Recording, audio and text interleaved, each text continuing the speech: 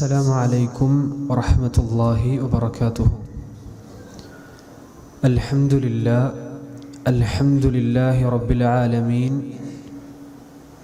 والعاقبة للمتقين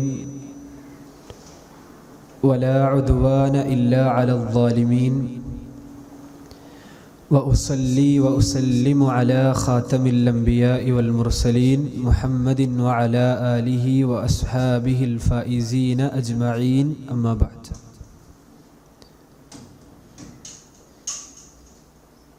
ബഹുമാനമുള്ള സഹോദരങ്ങളെ, സഹോദരിമാരെ, അല്ലാഹു സുബ്ഹാനഹു വ തആലയുടെ ദീൻ അത് എല്ലാ കാലത്തിലും ഉയർന്നു നിൽക്കും.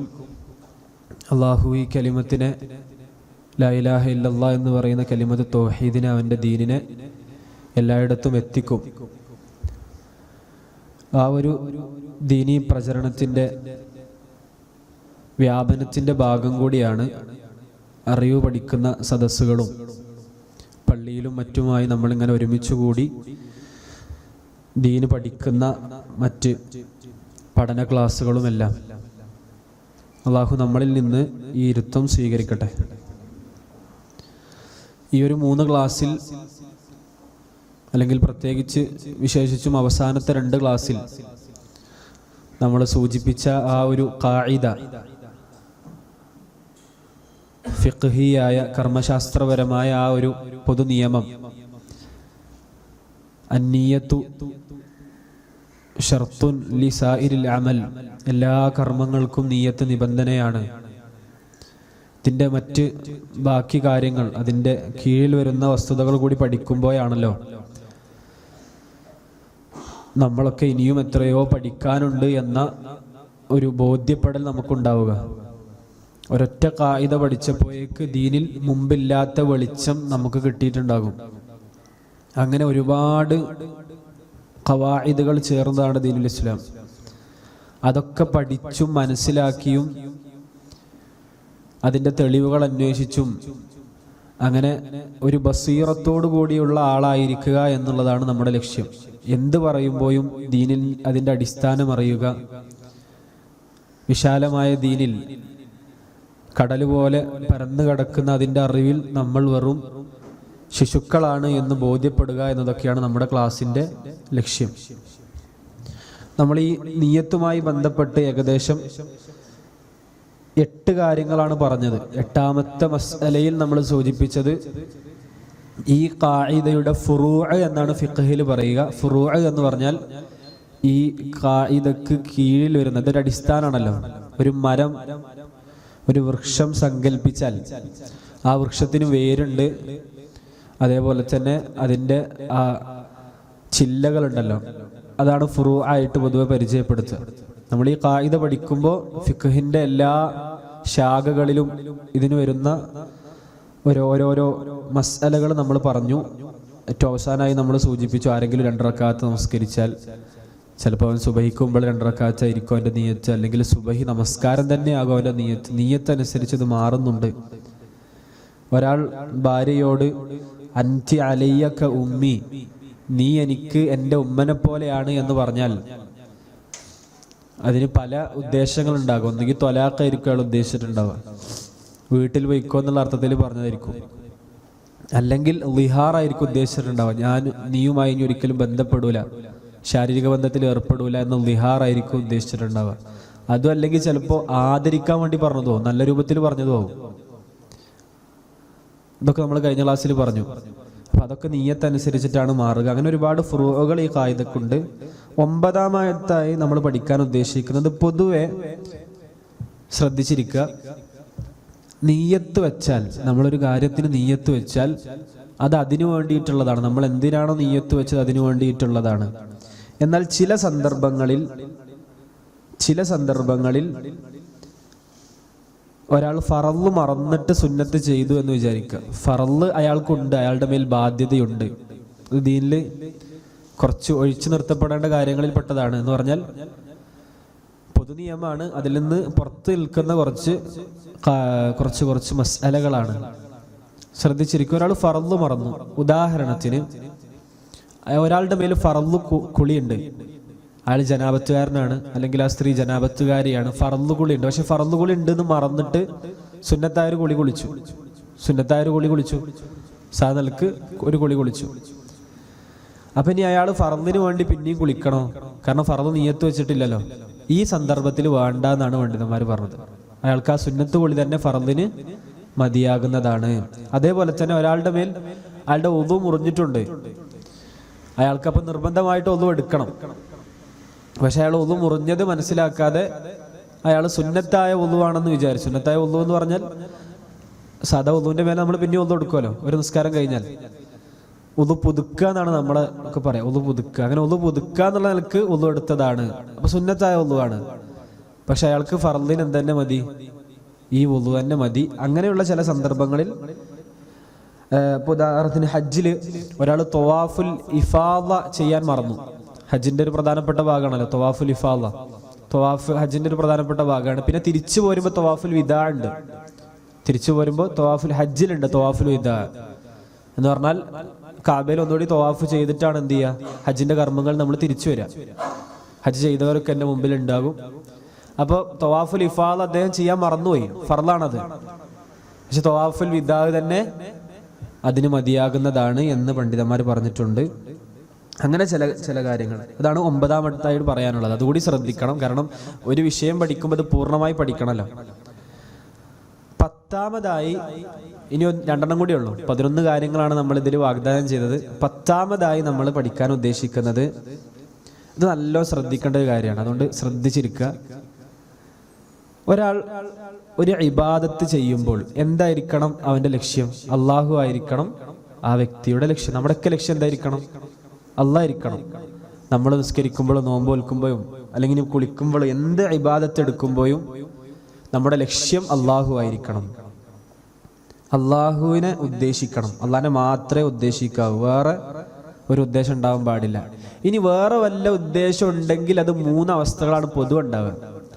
ഒന്ന്, 2 ഉദ്ദേശിക്കുക. ഒരാള് നമ്മുടെ ഒക്കെ നീയത്തുകൾ ഞാൻ ആത്മാർത്ഥമായിട്ട് എല്ലാവരോടും ചോദിക്കുകയാണ്, ഇത് കേൾക്കുന്ന, ഇനിയിപ്പോൾ ഓൺലൈനിൽ കേൾക്കുന്ന അല്ലെങ്കിൽ ഇവിടെ ഇരുന്ന് പള്ളിയിലിരുന്ന് കേൾക്കുന്ന എല്ലാവരോടും ചോദിക്കുകയാണ്, നമ്മൾ ചെയ്യുന്നത് 100ൽ 100 അള്ളാഹ്ക്കാണോ എന്ന് ചോദിച്ചാൽ പലപ്പോഴും നമ്മൾ അതിന് ഉത്തരം മുട്ടും. നമ്മൾ ചെയ്യുന്ന പല കാര്യങ്ങളും 100ൽ 100 അള്ളാഹുവിനാണോ? അപ്പോഴല്ലേ അത് ഖാലിസ് ആവുള്ളൂ, ഇഖ്ലാസ് ഉണ്ട് എന്ന് പറയാൻ പറ്റുള്ളൂ. ഒരവസ്ഥ ഉള്ളത് 2 ഉദ്ദേശിക്കുക, ദുനിയാവ് ഉദ്ദേശിക്കുക, ആഖിറ ഉദ്ദേശിക്കുക. ഒരു ഉദാഹരണം, കമൻ ഇഗ്തസല, ഒരാൾ കുളിച്ചു, കുളിക്കുമ്പോൾ 2 ലക്ഷ്യമുണ്ട്. ഇബാദത്തായ കുളിയാന്ന് ലക്ഷ്യമുണ്ട്, അതേപോലെ തന്നെ ശരീരത്തിന് ഭയങ്കര ചൂടുണ്ട്, ശരീരം തണുപ്പിക്കുക, ഒന്ന് വൃത്തിയാവുക എന്നൊക്കെയുള്ള ലക്ഷ്യമുണ്ട്. 2 ഉണ്ട്. 2 ലക്ഷ്യവും പാടെയാണ് വെച്ചത്, 2 നീയത്തുണ്ട്, ആഖിറുണ്ട്, ദുനിയാവുണ്ട്. അയാളുടെ കുളി സ്വയാവും, കുളി ശരിയാവും, പക്ഷെ കൂലി കിട്ടുമോ എന്നുള്ളതാണ്. പണ്ഡിതന്മാർക്ക് 2 അഭിപ്രായം ഉള്ളത്. ഒന്ന്, കൂലി കിട്ടൂല, തീരെ കിട്ടൂല. കാരണം അള്ളാഹു ആ നീയത്തിൽ എന്ത് പറ്റി, ഒരു പങ്കു ചേർക്കൽ വന്നല്ലോ, തീരെ കിട്ടൂല എന്ന് പറഞ്ഞ പണ്ഡിതന്മാരുണ്ട്. ചില പണ്ഡിതന്മാർ പറഞ്ഞു, ഈ കുളിക്ക് പ്രേരകമായ ഘടകം, അവന്റെ മനസ്സിൽ ഏറ്റവും കൂടുതൽ അതിജയിച്ച ഘടകം ഏതാണ്, പ്രേരകം എന്താണ്, അത് ദീനാണോ ദുനിയാവാണോ? അതൊന്ന് വിയർപ്പുണ്ട് അപ്പൊ കുളിക്കാന്നുള്ളതാണോ മനസ്സിൽ കയറിക്കൂടിയത് ഏറ്റവും വലുത്? അല്ല ഫർള് വീട്ടണം അല്ലെങ്കിൽ ആ രൂപത്തിലുള്ള അള്ളാഹു സുബ്ഹാനഹു വ തആലയുടെ മുമ്പിൽ കുറച്ചുകൂടി വൃത്തിയായി നിൽക്കണം എന്നുള്ള ആ ഇബാദത്തിന്റെ വശാണോ കൂടുതൽ മുന്തി നിൽക്കുന്നത്? ഏതാണോ മുന്തി നിൽക്കുന്നത് അതനുസരിച്ചിട്ടുണ്ടാകും. ദീനാണ് മുന്തി നിൽക്കുന്നതെങ്കിൽ എന്താകും, അതിനനുസരിച്ച് കൂലി ഉണ്ടാകും. പക്ഷെ സ്വാഭാവികമായിട്ടും പൂർണ്ണമായും വേറൊരു ലക്ഷ്യമല്ലാതെ അള്ളാഹ്ക്ക് വേണ്ടി മാത്രം ചെയ്തവനെ പോലെ ആകൂല. പക്ഷെ നമ്മളിത് കേൾക്കുമ്പോൾ നമ്മൾ ശ്രദ്ധിക്കേണ്ടത്, നമ്മുടെ പല നീയത്തുകളും 2 പാടം നടക്കുക, ഒരു വടിക്ക് 2 പക്ഷി എന്നുള്ളത് നമ്മുടെ ഒരു സ്വാഭാവികതയായി മാറിയിട്ടുണ്ട്. ഇപ്പം ഒരു വടിക്ക് 2 പക്ഷി, അതായത് ഞാൻ പറഞ്ഞതൊരു സമീകരിച്ച് പറഞ്ഞതാണ്. എല്ലാം പാടെ കിട്ടണം എന്നുള്ള ഒരു മൾട്ടി ടാസ്കിങ് നമുക്ക് പൊതുവെ നമ്മുടെ ഈ കാലഘട്ടത്തിൽ കൂടുതലാണ്. എല്ലാം ഒപ്പം ചെയ്യുക, അത് ഒപ്പം നടക്കുക, അതും കിട്ടും ഇതും കിട്ടും. നമ്മള് പ്രത്യേകിച്ച് ഇബാദത്തുകൾ ചെയ്യുമ്പോൾ ഒരിക്കലും അല്ലാഹു സുബ്ഹാനഹു വ തആല പറയുമ്പോൾ എനിക്കും പേടിയുണ്ട്, നിങ്ങൾക്കും പേടി ഉണ്ടാകണം. നമ്മുടെ എല്ലാം നമ്മൾ പ്രത്യേകിച്ച് ഇബാദത്തുകൾ അല്ലാഹ്ക്ക് മാത്രം ഖാലിസാക്കുക. അപ്പോഴാണ് അതിൻ്റെതായ ആ ഒരു വൃത്തിയും അതിൻ്റെ പ്രതിഫലനങ്ങളും നമ്മുടെ ജീവിതത്തിൽ ഉണ്ടാകുക. അള്ളാഹു തൗഫീഖ് ചെയ്യട്ടെ. പിന്നെ രണ്ടാമത്തെ അവസ്ഥ അള്ളാഹു അല്ലാത്തവർ ഉദ്ദേശിച്ച് ചെയ്യുക. അത് പിന്നെ ചർച്ചയല്ല, നമ്മൾ പറഞ്ഞു, അതിന് കൂലില്ല. മൂന്നാമത്തേത് ഒരാൾ ഒന്നും നിയ്യത്ത് വെച്ചില്ല വിചാരിക്കുക, ഒന്നും നിയ്യത്ത് വെച്ചില്ല എന്ന് പറഞ്ഞാൽ ഭക്ഷണം കഴിക്കാതിരുന്നത് ദുനിയാവിന് വേണ്ടിയല്ല, ആഖിറത്തിന് വേണ്ടിയല്ല, ഒന്നുമല്ല. ഭക്ഷണം കിട്ടാത്തപ്പോൾ ഇങ്ങനെ കഴിക്കാതിരുന്നു, അതിനും കൂലിയില്ല, ശിക്ഷയില്ല. സ്വാഭാവികമായിട്ടും ഭക്ഷണം കിട്ടിയില്ല, അത് മഗ്രിബ് വരെ ഭക്ഷണം കിട്ടിയില്ല. ഞാൻ കഴിഞ്ഞ ക്ലാസ്സിൽ പറഞ്ഞു, മഗ്രിബ് വരെ ഭക്ഷണം കിട്ടിയില്ല. നോമ്പിടുന്നുള്ള നിയ്യത്ത് എന്തായാലും ഇല്ല, ദുനിയാവ് ഉദ്ദേശിച്ച് ചെയ്തൊന്നുമല്ല, വേറെ ലക്ഷ്യങ്ങളൊന്നുമില്ല. അപ്പോൾ അതിനെന്തില്ല, സ്വാഭാവികമായിട്ടും ഒന്നുമില്ല എന്നുള്ളതാണ് മനസ്സിലാക്കേണ്ടത്. ഏറ്റവും അവസാനമായി ഈ ഖായിദ അവസാനിപ്പിക്കുമ്പോൾ പറയാനുള്ളത്, ദീനിന്റെ മതവിധികളിൽ, അഹ്കാമുകളിൽ ചെറുതല്ലാത്ത സ്വാധീനമാണ് എന്തിനുള്ളത്, നിയ്യത്തിനുള്ളത്. ചെറിയ സ്വാധീനം നല്ല നിയ്യത്തിനുള്ളത്. ഒരാൾ തൻ്റെ സഹോദരനോട് 3 ദിവസത്തിൽ കൂടുതൽ മിണ്ടിയിട്ടില്ല എന്ന് വിചാരിക്കുക. നമ്മളെ ഒരു മുഅ്മിനായ സഹോദരനോട് 3 ദിവസത്തിൽ കൂടുതൽ നമ്മൾ മിണ്ടാതിരുന്നു, 3 ദിവസമായി മിണ്ടാതിരുന്നിട്ട് നമ്മുടെ ഉദ്ദേശം നമുക്ക് അയാളെ ഒന്ന് നമ്മളിൽ നിന്ന് അകറ്റണം എന്നാണെങ്കിൽ, ഹജ്ർ ചെയ്യുക ആ രൂപത്തിൽ ആണെങ്കിൽ സ്വാഭാവികമായിട്ട് ദീൻ എതിർത്തതാണല്ലോ. അങ്ങനെ 3 ദിവസത്തിൽ കൂടുതൽ എന്താൻ പാടില്ല, ആ രൂപത്തിലും ഉണ്ടായിരിക്കാൻ പാടില്ല. എന്നാൽ നമ്മൾ സ്വാഭാവികമായിട്ട് സംസാരിച്ചിട്ടില്ല, 3 ദിവസമായിട്ട് എന്ത് ചെയ്തിട്ടില്ല, സംസാരിച്ചിട്ടില്ല, കണ്ടിട്ടില്ല. ആ രൂപത്തിലാണെങ്കിൽ എന്തില്ല, കുഴപ്പമില്ല. എന്നാൽ നമ്മുടെ ഉദ്ദേശം ഇതാണെങ്കിൽ, ഹജ്റാണെങ്കിൽ, അയാളെ നമ്മളിൽ നിന്ന് വിട്ടു നിർത്തുക, മാറ്റി നിർത്തുക, നമ്മളയാൾ പിണങ്ങി നിൽക്കുക എന്ന അർത്ഥത്തിൽ നമ്മൾ 3 ദിവസം ഉണ്ടായിരിക്കുകയാണെങ്കിൽ അതിനനുസരിച്ചിട്ടുള്ള കുറ്റം ഉണ്ടാകും. അപ്പൊ അത് എവിടെ മാറിയത്, നിയ്യത്തിലാണ് മാറ്റം വന്നത്. പിന്നെ മാത്രമല്ല, ഒരു യാത്രക്കാരൻ, അയാൾ യാത്ര പോകുമ്പോൾ അയാൾ അപ്പം തന്നെ നിയ്യത്താക്കി 3 ദിവസത്തിൽ കൂടുതൽ എന്ത് ചെയ്യണം, 3 ദിവസത്തിൽ കൂടുതൽ അവിടെ നിൽക്കണം. ഞാൻ ഇപ്പോൾ യാത്ര എന്ന് പറയാൻ പറ്റുന്നൊരു ദൂരത്തേക്കുള്ളൊരു സ്ഥലത്തേക്ക് ഞാൻ പോവാണ്, എൻ്റെ നിയ്യത്ത് തന്നെ എന്തുണ്ട്, 3 ദിവസത്തിൽ കൂടുതൽ നിൽക്കണം. അപ്പൊ സ്വാഭാവികമായിട്ടും അയാൾക്ക് എന്തില്ല, ആ റുഖ്സ നഷ്ടപ്പെടും. അയാൾ നിയ്യത്ത് നമ്മൾ പറഞ്ഞല്ലോ, അതായത് ഖസ്റാക്കുക ആ രൂപത്തിലുള്ള ഒരു റുഖ്സ ഉണ്ട് യാത്രക്കാരന്, അത് നഷ്ടപ്പെടും. കാരണം അയാൾ 3 ദിവസത്തിൽ കൂടുതൽ ഓൾറെഡി എന്താക്കിയിട്ടുണ്ട്, നിയ്യത്താക്കിയിട്ടുണ്ട്. അപ്പൊ അവിടെ ചെന്നാൽ പിന്നെ എന്ത് ചെയ്യണം, അവിടെ ചെന്നാൽ അയാൾ പൂർണ്ണമായി നിസ്കരിക്കുക എന്നുള്ളതാണ്. കാരണം അയാൾ 3 ദിവസത്തിൽ കൂടുതൽ ഓൾറെഡി നിയ്യത്താക്കിയിട്ടുണ്ട്. എന്നാൽ അയാൾക്ക് അറിയില്ല അയാൾ എത്ര ദിവസം അവിടെ നിൽക്കുന്ന അറിയില്ല. അങ്ങനെയാണെങ്കിൽ സ്വാഭാവികമായിട്ടും എന്തുണ്ട്, ആ റുഖ്സ അയാൾക്കുണ്ട്. ഇത് എവിടെ മാറിയത്, നിയ്യത്തിലാണ് മാറിയത്. അപ്പൊ നിയ്യത്തുണ്ടെങ്കിൽ പല രൂപത്തിൽ മാറ്റം വരും. ഇനി ഏറ്റവും അവസാനമായിട്ടൊരു മസല കൂടി, അതുകൂടി പറഞ്ഞ് നമുക്ക് നിയ്യത്തിന്റെ ഖായിദ അവസാനിപ്പിക്കാം. ഒരാൾ മറ്റൊരാളിൽ നിന്ന് കടം വാങ്ങി, കടായിട്ട് ഒരാളിൽ നിന്ന് പൈസ വാങ്ങി, നിയ്യത്ത് എന്താണ്, തിരിച്ചു കൊടുക്കണം. ഇയാൾക്ക് തിരിച്ചു കൊടുക്കണം. 2 രൂപത്തിലാണ് ആളുകൾ കടം വാങ്ങുക, തിരിച്ചു കൊടുക്കാനും കടം വാങ്ങും. റസൂൽ തന്നെ പറഞ്ഞിട്ടുണ്ട്, 2 രൂപത്തിൽ കടം വാങ്ങുന്നവരുണ്ട്, തിരിച്ചു കൊടുക്കാനെന്നുള്ള നിയ്യത്തിൽ വാങ്ങുന്നവരുണ്ട്, അതൊന്നും പിന്നെ കൊടുക്കണ്ട എന്നുള്ള നിയ്യത്തിൽ വാങ്ങുന്നവരും ഉണ്ടത്രേ. അത് നമ്മളെ കാത്തുരക്ഷിക്കട്ടെ. അപ്പോൾ അങ്ങനെ ആരെങ്കിലും തിരിച്ചു കൊടുക്കണം എന്നുള്ള നിയ്യത്തിൽ കടം വാങ്ങിയാൽ അള്ളാഹു അയാളെ സഹായിക്കും, തിരിച്ചു കൊടുക്കാൻ സഹായിക്കും തന്നെയാണല്ലോ അള്ളാഹുവിന്റെ റസൂൽ സല്ലല്ലാഹു അലൈഹി വസല്ലം നമ്മളെ പഠിപ്പിക്കുന്നത്. ഒരാളുടെ ഉദ്ദേശം തന്നെ അയാൾക്ക് തിരിച്ചു കൊടുക്കൂല. അപ്പൊ അയാളുടെ പ്രവൃത്തി മുബാഹാണ്, അനുവദിക്കപ്പെട്ടതാണ്. ആ കടം വാങ്ങൽ അനുവദിക്കപ്പെട്ടതാണ്. തിരിച്ചു കൊടുക്കൂല എന്നുള്ള നിയ്യത്തിൽ വാങ്ങാൻ പാടില്ല എന്നാണ്. അതായത് ഞാൻ തിരിച്ചു കൊടുക്കൂല എന്നുള്ളത് ആരടുത്തും പോയിട്ട് കടം ചോദിക്കരുത്. ഞാൻ ഇപ്പൊ തരാന്ന് കളവ് പറഞ്ഞിട്ട് അല്ലെങ്കിൽ ആ രൂപത്തിൽ കടം വാങ്ങരുത്. തിരിച്ചു കൊടുക്കൂല എന്നുള്ള നിയ്യത്ത് വെക്കരുത്, അതിന് കുറ്റവും കിട്ടും. അങ്ങനെ ചെയ്യാനും പാടില്ല. അള്ളാഹു അയാളെ തിരിച്ചു കൊടുക്കാൻ സഹായിക്കൂല എന്നൊക്കെ ഹദീസിൽ ഉണ്ട്. ചുരുക്കത്തിൽ നിയ്യത്ത് എന്നുള്ളത് ചെറിയൊരു കാര്യമല്ല, നമ്മുടെ ഹൃദയത്തിലെ പ്രധാനപ്പെട്ട ഒരു അമലാണ്. നമ്മൾ വെക്കുന്ന നമ്മുടെ ഉദ്ദേശങ്ങൾ, അതുകൊണ്ട് തന്നെ അത് നമ്മൾ ശുദ്ധീകരിക്കണം. നമ്മൾ എത്രത്തോളം അള്ളാഹുവിനെ കുറിച്ച് പഠിക്കുന്നോ അത്രത്തോളം നമ്മുടെ മനസ്സിൽ ഇഖ്ലാസ് ഉണ്ടാകുമെന്നാണ് പറയാം. പൊതുവെ ആ ഒരു വശം കൂടി പറഞ്ഞിട്ട് നമുക്ക് ഈ ഒരു ഖായിദയിൽ നിന്ന് ഇറങ്ങാം. അള്ളാഹുവിനെ നമ്മൾ കൂടുതൽ പഠിക്കും തോറും ജനങ്ങളുടെ അടുത്തുള്ള കാര്യങ്ങൾ നമുക്ക് വിരക്തി തോന്നും. പൊതുവെ ജനങ്ങളുടെ പുകഴ്ച്ചലോ ജനങ്ങളുടെ ഇകച്ചലോ ഏതെങ്കിലും ഒന്ന് പേടിച്ചിട്ടും അത് പ്രതീക്ഷിച്ചിട്ടൊക്കെയാണ് പലരും പല കാര്യങ്ങളും ചെയ്യാറുള്ളത്. നമ്മളിൽ പോലും പല കർമ്മങ്ങളും പല സന്ദർഭങ്ങളിൽ ഉണ്ടാവാറുള്ളതും ജനങ്ങളുടെ പുകഴ്ച്ചലും മികച്ചലും അടിസ്ഥാനപ്പെടുത്തിയാണ്. പക്ഷെ ഇതിനേക്കാളൊക്കെ അപ്പുറത്ത് ജനങ്ങളുടെ അടുത്ത് എന്തൊക്കെ ഉണ്ടോ അതിൻ്റെ ഒക്കെ ഖജനാവ് ആരുടെ കയ്യിലാണ്? അള്ളാഹുവിൻ്റെ കയ്യിലാണ് എന്നുള്ള ബോധ്യം നമുക്കത് യഖീനുറപ്പുണ്ടാകുന്നു, അന്ന് നമ്മൾ അള്ളാഹിനെ മാത്രമേ എന്ത് ചെയ്യുള്ളൂ, പരിഗണിക്കുള്ളൂ. നമ്മൾ ജനങ്ങളിൽ നിന്ന് എന്താണോ പ്രതീക്ഷിക്കുന്നത്, അതെന്ത് സാധനമാകട്ടെ, ചെറുതാകട്ടെ വലുതാകട്ടെ, അതിൻ്റെ ഒക്കെ ഖസായിൻ ആരുടെ കയ്യിലുണ്ട്? അള്ളാഹിൻ്റെ കയ്യിലുണ്ട് എന്ന് നമുക്ക് ഉറപ്പ് വരുന്ന സന്ദർഭത്തിൽ നമ്മൾ അള്ളാഹ്ക്ക് വേണ്ടി കർമ്മങ്ങൾ ചെയ്യുന്ന ഒരു ഇഖ്ലാസിൻ്റെ അവസ്ഥയിലേക്ക് എത്തും. ഗസാലി റഹ്മത്തുള്ളാഹി അലൈഹി അദ്ദേഹത്തിൻ്റെ ഒരു ഗ്രന്ഥത്തിൽ പറയുന്നുണ്ട്, നിയ്യത്ത് എന്ന് പറയുന്ന ഹൃദയത്തിലെ സംഭവം, അതിൻ്റെ മുമ്പ് ഇൽമുണ്ട് എന്ന് പറഞ്ഞാൽ നമ്മളൊരു കാര്യം അറിഞ്ഞാലേ നമ്മളത് ഉദ്ദേശിക്കുള്ളൂ. പിന്നെ അതിന് ശേഷം എന്തുണ്ട്? അമലും ഉണ്ട്.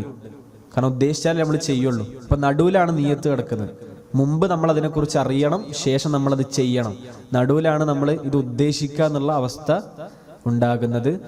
ആ ഉദ്ദേശിക്കുക എന്നുള്ള അവസ്ഥ ദീനിൽ വളരെ പ്രധാനമാണ് എന്നാണ് നമ്മൾ സൂചിപ്പിച്ചത്. എന്തായാലും മഹാനായ ഇമാം അബ്ദുറഹ്മാൻ നാസിർ സഅദി റഹ്മത്തുള്ളാഹി അലൈഹി അദ്ദേഹത്തിൻ്റെ ആ ഗ്രന്ഥത്തിൻ്റെ ആദ്യ ഖായിദയായി കൊടുത്തതും ഏതന്നെയാണ്? അന്നിയത്തു ശർത്തുൻ ലിസായിരിൽ അമൽ ബിഹസ്സലാഹു വൽ ഫസാദു ലിൽ അമൽ എന്നാണ് അദ്ദേഹം കൊടുത്തത്. ഇനി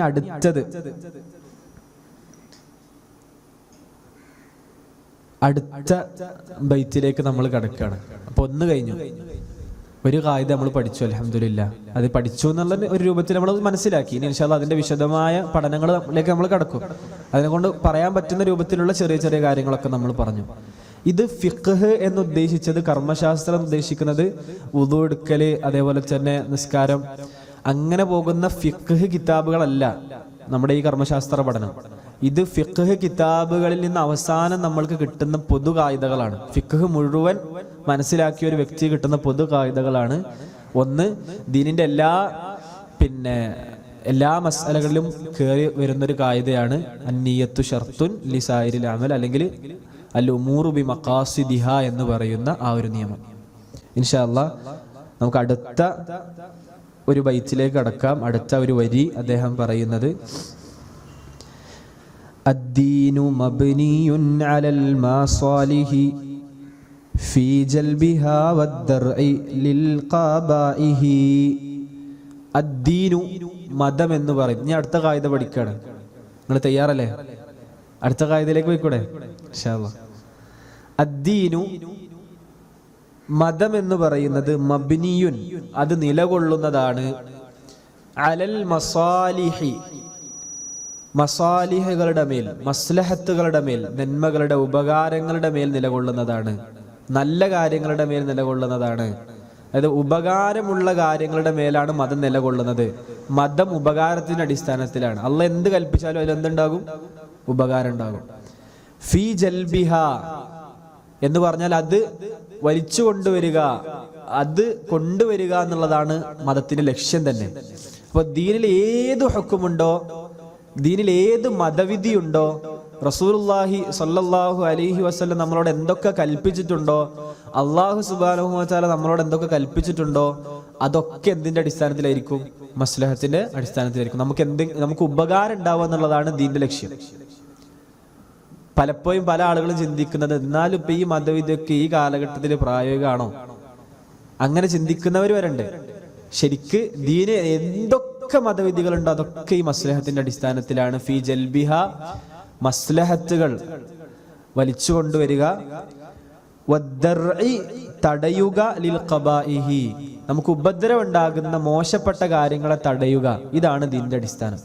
അപ്പൊ ദീനിൽ ഏതൊക്കെ മതവിധികളുണ്ടോ ശ്രദ്ധിച്ചിരിക്കുക. ദീനിൽ എന്തെല്ലാം മതവിധികളുണ്ടോ അതെല്ലാം ഈ മതം തന്നെ അടിസ്ഥാനപ്പെടുത്തിയിട്ടുള്ളത് മനുഷ്യന്, അല്ലെങ്കിൽ ഈ മതം കൊണ്ടു നടക്കുന്ന ആൾക്ക് ഉപകാരം ഉണ്ടാവുക, അല്ലെങ്കിൽ ലോകത്തിന് മുഴുവൻ ഉപകാരം ഉണ്ടാവുക എന്നുള്ളതാണ് നമ്മുടെ മതത്തിന്റെ ലക്ഷ്യം തന്നെ, അടിസ്ഥാന ലക്ഷ്യം തന്നെ. ദീനിൽ എന്തൊക്കെ വിധികളുണ്ടോ അതൊക്കെ നമുക്ക് ഇതിലേക്ക് മടക്കാൻ പറ്റും. ദീന്റെ അടിസ്ഥാനം തന്നെ ഈ ഖായിദയാണ്. ദീന്റെ അടിസ്ഥാനം തന്നെ ഈ പൊതു നിയമമാണ്. ദീന് മുഴുവൻ ഉപകാരത്തിനാണ്. ദീൻ എന്തുണ്ടോ അതിൽ മുഴുവൻ ഉപകാരമുള്ളൂ. ദീനിൽ ഉപദ്രവകരമായ ഒന്നുമില്ല. ദീനിൽ ഉപദ്രവകരമായ ഒന്നുമില്ല. ഇപ്പൊ പൂർണ്ണമായി ദീന് മുഴുവനായും ഉപകാരത്തിനാണ്. ഉപദ്രവകരമായ കാര്യങ്ങളെ ദീൻ തടയും. എന്തെങ്കിലും ഉപദ്രവം, എന്തെങ്കിലും ഒരു മഫ്സദത്ത് എവിടെയെങ്കിലും ഉണ്ടാവുന്ന ദീൻ കണ്ടാൽ അവിടെ റസൂൽ തടഞ്ഞിരിക്കും. ആ മഫ്സദത്തിലേക്ക് പോകരുത് എന്ന രൂപത്തിലുള്ള കൽപ്പന അവിടെ വന്നിട്ടുണ്ടാവും. നമ്മൾ വിചാരിക്കും എന്തിനാ റസൂൽ ഇങ്ങനെ ഒരു കൽപ്പന പുറപ്പെടുവിച്ചെന്ന്. അതിൻ്റെ അടിസ്ഥാനങ്ങൾ പരിശോധിക്കുമ്പോൾ അവിടെ ഇന്നൊരു മഫ്സദത്തുണ്ട്, ഇന്നൊരു പ്രശ്നമുണ്ട്, ഇന്നൊരു ഉപദ്രവം നമ്മൾക്ക് ഉണ്ടാകാൻ ചാൻസ് ഉണ്ട്. ആ ഉപദ്രവത്തെ തടുക്കുകയാണ് റസൂലുള്ളാഹ് ചെയ്തത്. അല്ലാഹു സുബ്ഹാനഹു വ തആലയും അത് തന്നെയാണ് ചെയ്തത്. അപ്പോൾ എന്താണ് മസ്ലഹത്ത്? മസ്ലഹത്ത് എന്ന് പറഞ്ഞാൽ, മസ്ലഹത്ത് എന്ന് പറഞ്ഞാൽ നമുക്ക് സ്വലഹ എന്നുള്ള പദമൊക്കെ ഉണ്ടല്ലോ, സ്വാദ് ലാമ് ഹാ, അതിൻ്റെ ഒരു മഫ്അലത്ത് രൂപമാണല്ലോ മസ്ലഹത്ത്. അത് പിന്നെ അതിൻ്റെ അർത്ഥം മൻഫഅത്ത്, ഉപകാരം എന്നാണ് അതിൻ്റെ അർത്ഥം. മസ്ലഹത്തിൻ്റെ അർത്ഥം എന്താണ്? ഉപകാരം തന്നെയാണ് മസ്ലഹത്തിൻ്റെ അർത്ഥം. ഉപകാരം എന്നാണ് മസ്ലഹത്തിൻ്റെ അർത്ഥം.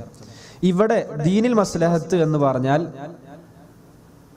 ശാരിഅ, മതം നിർമ്മിച്ച ആൾ എന്ന് പറഞ്ഞാൽ അല്ലാഹു സുബ്ഹാനഹു വ തആല ശാരിഅ ലക്ഷ്യം വെച്ചതായ, തൻ്റെ അടിമകൾക്ക് ലക്ഷ്യം വെച്ചതായ കാര്യങ്ങൾ, അള്ളാഹു നമുക്ക് ലക്ഷ്യം വെച്ചതായ ഉപകാരങ്ങൾ. മിൻ ഹിഫ്ളി ദീനിഹിം, നമ്മളുടെ മതം സംരക്ഷിക്കുക. പ്രധാനമായി 5 കാര്യങ്ങൾ സംരക്ഷിക്കുക എന്നുള്ളതാണ് ഈ മൻഫാത്തിന്റെ ഒരു കാര്യം. ഒന്ന് നമ്മളുടെ ദീൻ. ഒന്നെന്താണ്? ദീൻ. അപ്പം ദീനിൽ എന്ത് കൽപ്പനയും നമ്മുടെ മതം നഷ്ടപ്പെടുന്നുണ്ടോ എന്ന് നോക്കിയിരിക്കും. ദീനെ സംരക്ഷിക്കാനുള്ള കൽപ്പനകളായിരിക്കും പൊതുവെ മതത്തിലുണ്ടാവുക. വനുഫൂസിഹിം, നമ്മുടെ ശരീരത്തിന് കോട്ടം തട്ടുന്ന ഒന്നും ഉണ്ടാവരുത് എന്നതും ദീൻ ശ്രദ്ധിച്ചിട്ടുണ്ട്. വ അംവാലിഹിം, തൻ്റെ അടിമകളുടെ, അള്ളാഹുവിൻ്റെ അടിമകളുടെ ധനത്തിന് കോട്ടം തട്ടുന്ന ഒന്നും ഉണ്ടാകരുത്, ധനത്തിന് ഉപദ്രവകരമായ ഒന്നും ഉണ്ടാകരുത് എന്നുള്ള അള്ളാഹു സുബ്ഹാനഹു വ തആല പരിഗണിച്ചിട്ടുണ്ട്. വ ഉഖൂലിഹിം, നമ്മളുടെ ബുദ്ധിക്ക് കോട്ടം തട്ടുന്ന ഒന്നും ഉണ്ടാകരുത്. വ നസ്ലിഹിം, നമ്മുടെ സന്താന പരമ്പരകൾക്ക് കോട്ടം തട്ടുന്ന ഒന്നും. അപ്പൊ ഈ 5 കാര്യങ്ങൾ, ദീന് എന്തൊക്കെയാണ്? ദീന് മതം. 2 നഫ്സ് എന്ന് പറഞ്ഞാൽ നമ്മുടെ ശരീരങ്ങൾ, സ്വശരീരങ്ങൾ. അംവാല്, മാല് എന്ന് പറഞ്ഞാല് ധനം. ഉഖൂല്, അഖ്ല് എന്ന് പറഞ്ഞാല് ബുദ്ധി. നസ്ല് എന്ന് പറഞ്ഞാൽ നമ്മുടെ സന്താന പരമ്പര. ഈ 5 കാര്യങ്ങളെ സംരക്ഷിക്കാനായിരിക്കും ദീനിൽ എല്ലാ വിധികളും ഉണ്ടാവുക. ഇതിലേതെങ്കിലും ഒന്ന് ഏറ്റുമുട്ടിയാൽ ആദ്യം ദീനിനാണ് മുന്തിക്കുക, പിന്നെ നഫ്സിനെ, അങ്ങനെ വരും. അങ്ങനെ ഒരു ഇതിലേതെങ്കിലും തമ്മിൽ ഏറ്റുമുട്ടിയാൽ 2 കാര്യങ്ങളുണ്ട്, ദീനിനെ മുന്തിക്കണോ നഫ്സിനെ മുന്തിക്കണോ, രണ്ടും ഉണ്ട്. അപ്പൊ നമ്മൾ എന്തിനേക്കാണ് മുന്തിക്കുക? ദീനായിരിക്കും മുന്തിക്കുക. അങ്ങനെയൊക്കെ മതത്തിലുള്ള എന്ത് നിയമങ്ങളും ഇതിന്റെ അടിസ്ഥാനത്തിലാണ് പണ്ഡിതന്മാർ പറയാം. അപ്പൊ ഞാൻ നിങ്ങളോട് സൂചിപ്പിക്കുന്നത് എന്താന്ന് വെച്ചാൽ, ഒരു മുഫ്തി എന്ന് പറഞ്ഞാൽ ഒരു ഫത്വ കൊടുക്കുന്ന വ്യക്തി വെറുതെ മുഫ്തി ആവൂല. ഈ പറയപ്പെട്ട മസ്ലഹത്തുകളും മഫ്സദത്തുകളും, ഈ പറയപ്പെട്ട ഖവായിദുൽ ഫിഖ്ഹിയയും അതിനപ്പുറത്ത് മഖാസിദുശ് ശരീഅയും അതിനപ്പുറത്തുള്ള മറ്റ് ദീനിന്റെ ഫുറൂആത്തും മുസൂലുകളും ഒക്കെ പഠിച്ചതിന് ശേഷമേ ഒരു മുഫ്തി എന്ത് ചെയ്യുള്ളൂ? മതവിധി പറയുള്ളൂ. നമ്മൾ ആലോചിക്കും എന്താണ് ഇപ്പം അങ്ങനെ ഒരു ഫത്വ വരാൻ കാരണം എന്നൊക്കെ വിചാരിക്കും. പക്ഷെ ഈ ചോദ്യകർത്താവിൻ്റെ ഇങ്ങനത്തെ എല്ലാ അവസ്ഥകളും പരിഗണിച്ചിട്ടേ ഒരു മുഫ്തി എന്ത് ചെയ്യുള്ളൂ? ഫത്വ കൊടുക്കാൻ പാടുള്ളൂ. അതാണ് നമ്മൾ ദീനിന്റെ വിഷയത്തിൽ ഒരിക്കലും കളിക്കരുത് എന്ന് പറയുന്നത്. നമുക്കൊരു തലാഉബ് ദീൻ കൊണ്ട് പാടില്ല. നമ്മളൊരു ആലിം ചമയൽ പാടില്ല, മുത്തആലിമാകാൻ പാടില്ല. അത് നമ്മളെ കാത്തുരക്ഷിക്കട്ടെ. പറയുന്ന എന്നെയും കേൾക്കുന്ന നിങ്ങളെയും ഇത്തരത്തിലുള്ള അപകടങ്ങളിൽ നിന്ന് റബ്ബ് സുബ്ഹാനഹു വ തആല കാത്തുരക്ഷിക്കട്ടെ. നമ്മുടെ മതത്തിൽ നമ്മൾ അറിയാതെ ഒന്നും പറയരുത്.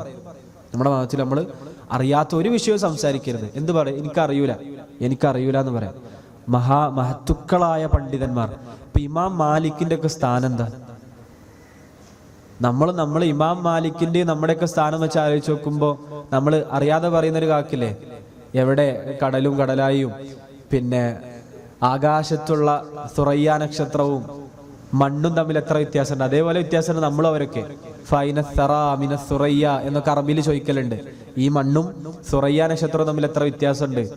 അതേപോലെയാണ് നമ്മൾ ഇമാം മാലിക്കൊക്കെ. ഇമാം മാലിക്കിന്റെ അടുത്ത് ഒരാൾ വന്നിട്ട് കുറെ ദൂരെ യാത്ര ചെയ്ത് വന്നിട്ട് ദീനിൽ ഇങ്ങനെയുള്ള ചോദ്യങ്ങൾ ചോദിക്കുകയാണ്. അപ്പൊ ഇമാം മാലിക്കിന്റെ മറുപടി എന്താണ്? എനിക്കറിയൂല, ലാജരി, എനിക്കറിയൂല. ആ ഒരു അസർ ഇമാം മാലിക്കിൽ നിന്ന് ഉദ്ധരിക്കപ്പെടുന്ന നമ്മൾ നല്ലോ ശ്രദ്ധിച്ചാൽ, സുബ്ഹാന റബ്ബി, നമ്മൾ ആലോചിച്ച് നോക്കുകയാണെങ്കിൽ നമ്മളൊക്കെ ചിലപ്പോൾ പെട്ടെന്ന് അത് അങ്ങനെയാകുന്നു, ഞാൻ മനസ്സിലാക്കുന്നത് ഇങ്ങനെയാണ്, ഇങ്ങനെയും വന്നിട്ടുണ്ടല്ലോ. നമ്മളിപ്പോൾ ദീനിന്റെ വിഷയത്തിൽ നമ്മൾ ഭയങ്കരമായി ഒരു ശ്രദ്ധയുമില്ലാതെ ചിലപ്പോൾ നമ്മൾ സംസാരിക്കും. ദീനിന്റെ വിഷയമാണെന്ന് പോലും ശ്രദ്ധിക്കാതെ സംസാരിക്കുമായിരിക്കും. പക്ഷെ ശരിക്കും അള്ളാന്റെ ദീനല്ലത്. നമ്മൾ അള്ളാന്റെ വിഷയത്തിൽ അറിവില്ലാത്തൊന്നും പറയാൻ പാടില്ല. ഞാൻ എന്നെ കൂടി അടക്കാണ് പറയുന്നത്. അതായത് നമ്മളെല്ലാവരും മനസ്സിലാക്കിയിരിക്കേണ്ട ഒരു പ്രധാനപ്പെട്ട കാര്യമാണ്, അള്ളാഹുവിന്റെ ദീനിൽ അറിവില്ലാതെ നമ്മൾ സംസാരിക്കരുത്. എന്തെങ്കിലും കാര്യം നമുക്ക് അറിയില്ലെങ്കിൽ അറിയൂല, അവിടെ നമ്മൾ കഴിച്ചില്ല, രക്ഷപ്പെട്ടു, അൽഹംദുലില്ലാ. അറിയൂല എന്ന് പറയുന്നതാണ് കൂടുതൽ ബുദ്ധി. ലാ അദ്രി നിസ്ഫുൽ ഇൽമ എന്നാ പറയാം. അറിയില്ല എന്ന് പറയൽ എന്താണ്? പകുതി അറിവാണ്. ലാ അദ്രി എന്ന് പറഞ്ഞാൽ നിസ്ഫുൽ ഇൽമ എന്നാണ് പറയാം. എന്തായാലും ഈ മസ്ലഹത്തുകൾ ദീൻ പരിഗണിച്ചിട്ടുണ്ട്. ഈ ഖായിദയുടെ ഉദ്ദേശം എന്താണ്? അന്ന ഇമാദ ശരീഅത്തി, നമ്മുടെ ശരീഅത്തിന്റെ നെടുന്തൂണ് തന്നെ, അല്ലദീ ജാഅത് ബിഹി, അതായത് ദീന് ശരീഅത്ത് കൊണ്ടുവന്ന, ഈ ദീന് കൊണ്ടുവന്ന ശരീഅത്തിന്റെ ഉദ്ദേശം, ശരീഅത്തിന്റെ ഇമാദ് തന്നെ എന്താണ്? ഹുവ ജൽബുൽ മസാലിഹ്, ഹുവ ജൽബുൽ മസാലിഹ്, ഉപകാരങ്ങൾ നമുക്ക് കൊണ്ടുതരിക. വദർഉൽ മഫാസിദ്, ഉപദ്രവങ്ങൾ നമ്മൾക്ക് തടയുക. ഫമാ കാന മിൻ മസ്ലഹത്തിൻ, ഏതെല്ലാം മസ്ലഹത്തുകളുണ്ടോ, ഫശ്ശരീഅത്തു തഅ്മുറു ബിഹി, നമ്മുടെ മതം അത് കൽപ്പിച്ചിരിക്കും. വമാ കാന മിൻ മഫ്സദത്തിൻ ഫഇന്ന ശരീഅത തൻഹാ അൻഹു, എന്തെല്ലാം ഉപദ്രവങ്ങളുണ്ടോ അതൊക്കെ ശരീഅത്ത് തടഞ്ഞിരിക്കും. അപ്പൊ നമ്മുടെ ദീനിൽ ഒരു ഉറപ്പാണ്. ഈ കായിക പഠിക്കുമ്പോൾ നമുക്ക് അവസാനമായിട്ട് കിട്ടണം. അപ്പൊ നിയ്യത്തിന്റെ കായിക പഠിച്ചപ്പോൾ നമുക്ക് നമ്മുടെ ജീവിതത്തിൽ ചെറിയൊരു മാറ്റം ഉണ്ടായല്ലോ. നമ്മുടെ നിയ്യത്ത് കുറച്ചുകൂടിയൊക്കെ ശ്രദ്ധിക്കണം, നമ്മൾ കുറച്ചുകൂടി നല്ല ഉദ്ദേശങ്ങൾ വെക്കണം. ഇത് പഠിച്ച് നമുക്ക് അവസാനം കിട്ടേണ്ടത്, ദീന് വെറുതെ ഒരു കുട്ടിക്കളിയല്ല. ദീനിൽ എന്തുണ്ടെങ്കിലും അതിന് കൃത്യമായ ഉദ്ദേശങ്ങൾ പിറകിലുണ്ടാവും. നമ്മുടെ ദീനിൽ എന്തുണ്ടെങ്കിലും അതിന് കൃത്യമായ ഉദ്ദേശങ്ങൾ പിറകിലുണ്ടാകും. അല്ലാഹു സുബ്ഹാനഹു വ തആല അത് മനസ്സിലാക്കാൻ നമ്മൾക്ക് തൗഫീഖ് പ്രദാനം ചെയ്യട്ടെ. ഇൻഷാ അല്ലാഹ് ഈ ഖായിദക്ക് അടിസ്ഥാനപ്പെടുത്തിയ തെളിവുകളോട് പറഞ്ഞ് ഇന്നത്തെ ക്ലാസ് അവസാനിപ്പിക്കുകയാണ്. എന്നിട്ട് ഇതിലുമായി ബന്ധപ്പെട്ട് നമുക്ക് ഏകദേശം ഒരു 4 കാര്യങ്ങൾ പറയാനുണ്ട്. എത്ര കാര്യങ്ങൾ പറയാനുണ്ട്? 4 കാര്യങ്ങൾ പറയാനുണ്ട്. അതിൽ ഒന്നിപ്പോൾ നമ്മൾ പറഞ്ഞ് അവസാനിപ്പിക്കുകയാണ്. ഇതിന്റെ തെളിവ്, അതായത് ഈ ഖായിദ എവിടുന്ന് കിട്ടി? ഈ ഖായിദ ദീനിൽ നിന്ന് അറിയപ്പെട്ട ഖായിദയാണ്. എന്നാലും ഖുർആനിലും ഹദീസിലൊക്കെ ഇതിന് തെളിവുണ്ട്. അല്ലാഹു സുബ്ഹാനഹു വ തആല പറഞ്ഞു, ഖുർആനിൽ കാണാം, അഊദു ബില്ലാഹി മിനശ് ശൈത്വാനിർ റജീം, ഇന്നല്ലാഹ യഅ്മുറു ബിൽ അദ്ലി വൽ ഇഹ്സാനി വ ഈതാഇ ദിൽ ഖുർബാ വയൻഹാ അനിൽ ഫഹ്ശാഇ വൽ മുൻകരി വൽ ബഗി. ഈ ആയത്താണ് പ്രധാനപ്പെട്ട തെളിവ്. അള്ളാഹു കൽപ്പിക്കുന്നു എന്ത്? ബിൽ അദ്ൽ, അള്ളാഹു നീതി ഉണ്ടാകണമെന്നും ഇഹ്സാൻ ചെയ്യണമെന്നും അതേപോലെ തന്നെ അടുത്ത ബന്ധുക്കൾക്ക് നൽകണമെന്നൊക്കെ അള്ളാഹ് കൽപ്പിക്കും. ഇതൊക്കെ മസ്ലഹത്തുകൾ. അപ്പൊ അള്ളാഹ് കൽപ്പിക്കുന്നത് മസ്ലഹത്താണ്. അള്ളാഹ് കൽപ്പിക്കുന്നത് മുഴുവൻ നമുക്ക് ഉപകാരം ഉണ്ടാകണം എന്നുള്ളതാണ്. വയൻഹ, അള്ളാഹ് നിരോധിക്കുന്നു, അനിൽ ഫഹ്ശാ, മ്ലേച്ഛമായ കാര്യങ്ങൾ, വൽ മുൻകർ, മോശപ്പെട്ട കാര്യങ്ങൾ, വൽ ബഗി, അതിക്രമങ്ങളൊക്കെ അല്ലാഹു സുബ്ഹാനഹു വ തആല എന്ത് ചെയ്യുന്നു? അള്ളാഹു നിരോധിക്കുന്നു, നഹി ചെയ്യുന്നു. അപ്പൊ ദീന് മുഴുവൻ നല്ല കാര്യങ്ങളെ കൽപ്പിക്കുള്ളൂ, മോശപ്പെട്ട കാര്യങ്ങളെ എന്ത് ചെയ്യുള്ളൂ? നഹി ചെയ്യുള്ളൂ. എല്ലാ നല്ല കാര്യങ്ങളും ഇതിൽ പെട്ടു. അതിൽ ഇഹ്സാൻ, ഈതാഉ ദിൽ ഖുർബ എന്ന് പറഞ്ഞാൽ എല്ലാ നല്ല കാര്യങ്ങളും പെട്ടു. ഫഹ്ശാ, മുൻകർ, ബഗി എന്ന് പറഞ്ഞാൽ എല്ലാ മോശ കാര്യങ്ങളും പെട്ടു. അപ്പൊ നല്ല കാര്യങ്ങൾ മാത്രമേ നമ്മുടെ മതം കൽപ്പിക്കുള്ളൂ. റസൂലുള്ളാഹി സ്വല്ലല്ലാഹു അലൈഹി വസല്ലമയുടെ ഒരു ഹദീസ്, ഇന്നമാ ബുഇസ്തു, ഞാൻ നിയോഗിക്കപ്പെട്ടത് തന്നെ എന്തിനാണ്? ലി ഉത്തമ്മിമ മകാരിമൽ അഖ്ലാഖ് എന്നും സ്വാലിഹൽ അഖ്ലാഖ് എന്നും സൽ സ്വഭാവങ്ങളെ പൂർത്തീകരിക്കാനാണ് ഞാൻ നിയോഗിക്കപ്പെട്ടിട്ടുള്ളതെന്ന് മുഹമ്മദ് മുസ്തഫ സ്വല്ലല്ലാഹു അലൈഹി വസല്ലമയുടെ ഹദീസുണ്ട്. അപ്പോൾ ദീൻ മുഴുവൻ ഈ മകാരിമുകൾ പൂർത്തീകരിക്കുക എന്നുള്ളതാണ്. പിന്നെ നമുക്ക് ദീൻ ചികഞ്ഞ് അന്വേഷിച്ച് പഠിക്കുമ്പോൾ അതിൻ്റെ ഇസ്തിഖ്റായിലൂടെ അത് വിശദമായി പഠിക്കുമ്പോൾ നമുക്ക് ചികഞ്ഞ് പഠിക്കുമ്പോൾ നമുക്ക് മനസ്സിലാവും ദീനിൽ മസ്ലഹത്തല്ലാത്ത ഒന്നുമില്ല. ഇനി എന്തൊക്കെ മഫ്സദത്തുണ്ടോ അതിനൊക്കെ തടയാനുള്ള മാർഗങ്ങളായി സ്വീകരിച്ചിട്ടുണ്ട്, ദീന് സ്വീകരിച്ചിട്ടുണ്ട്. നമുക്ക് പഠിച്ചാൽ മനസ്സിലാകുന്നതാണ്. അല്ലാഹു സുബ്ഹാനഹു വ തആല നമ്മുടെ ദീനിൽ കുറച്ചുകൂടി ഉറപ്പ്, നമ്മൾ നിൽക്കുന്നത് ഒരു ആടി ഉലയുന്ന ഒരു സംഭവത്തിലല്ല, നമ്മൾ നല്ല ഉറപ്പുള്ള, നമുക്ക് അൽ ഉർവത്തുൽ വുസ്ഖ എന്ന് വിളിക്കാൻ പറ്റുന്ന നല്ല ബലവത്തായ കയറിൽ തന്നെയാണ് നമ്മൾ പിടിച്ചിട്ടുള്ളത്. ദീനുൽ ഇസ്ലാം എന്ന് പറയുന്നത് എല്ലാ അർത്ഥത്തിലും നമ്മൾക്ക് സ്വീകാര്യമായ, എല്ലാവർക്കും സ്വീകരിക്കാൻ സാധിക്കുന്ന നല്ലൊരു മതമാണെന്നാണ് നമുക്ക് മനസ്സിലാക്കാൻ സാധിക്കുന്നത്. അതുകൊണ്ട് നല്ലൊരു ഇസ്സത്ത് നമുക്ക് ഫീൽ ചെയ്യണം. നമുക്ക് എപ്പോഴും നമ്മൾ മുസ്ലിം ആയതിൻ്റെ പേരിൽ നമുക്ക് തോന്നണം ഈ ദീന് മസ്ലഹത്തേ കൽപ്പിച്ചിട്ടുള്ളൂ, എന്തൊക്കെ ഉപദ്രവങ്ങളുടെ ദീൻ തടഞ്ഞിട്ടുണ്ട് എന്ന് ഉറപ്പിച്ച് നമ്മൾ മനസ്സിനെ പഠിപ്പിക്കണം. ഇൻഷാ അല്ലാഹ് അതുമായി ബന്ധപ്പെട്ട കാര്യങ്ങളാണ് നമുക്ക് അടുത്ത ക്ലാസ്സുകളിൽ പഠിക്കാനുള്ളത്. അല്ലാഹു സുബ്ഹാനഹു വ തആല പഠിക്കുന്നതിനപ്പുറത്ത് ജീവിതത്തിൽ ഇതിൻ്റെയൊക്കെ പ്രതിഫലനങ്ങൾ ഉണ്ടാകുന്ന നല്ല ആളുകളുടെ കൂട്ടത്തിൽ, ഞാൻ പറഞ്ഞല്ലോ, ഒരു കാര്യത്തെക്കുറിച്ച് അറിയുന്നു, അത് ഉദ്ദേശിക്കുന്നു, അത് നിയത്ത് വെക്കുന്നു, അത് ചെയ്യുന്നു, അതാണ് മൂന്നാമത്തെ അമലാണ്. അതിൻ്റെ ഒരു ഫലം എന്ന് പറയുന്നത് അമലാണ്. ആ കർമ്മത്തിലേക്ക് എത്തുന്ന നല്ല ഇൽമും അമലുമുള്ള, ഒന്നുകൂടി ആവർത്തിക്കുന്നു, അറിവും പ്രവർത്തനവുമുള്ള നല്ല ആളുകളുടെ കൂട്ടത്തിൽ എന്നെയും നിങ്ങളെയും അല്ലാഹു സുബ്ഹാനഹു വ തആല ഉൾപ്പെടുത്തി അനുഗ്രഹിക്കുമാറാകട്ടെ. ഹദാ വല്ലാഹു അഅലം വ അസ്തഗ്ഫിറുല്ലാഹ ലീ വലക്കും വലിസായിരിൽ മുസ്ലിമീന മിൻ കുല്ലി ദംബിൻ ഫസ്തഗ്ഫിറൂഹു ഇന്നഹു ഹുവൽ ഗഫൂറുർ റഹീം. വസല്ലല്ലാഹു വസല്ലമ വബാറക അലാ നബിയിന വഹബീബിന മുഹമ്മദ് വൽഹംദുലില്ലാഹി റബ്ബിൽ ആലമീൻ. സുബ്ഹാനകല്ലാഹുമ്മ വബിഹംദിക അഷ്ഹദു അൻ ലാ ഇലാഹ ഇല്ലാ അൻത അസ്തഗ്ഫിറുക വഅതൂബു ഇലൈക്. അസ്സലാമു അലൈക്കും വറഹ്മത്തുള്ളാഹി വബറകാതുഹു.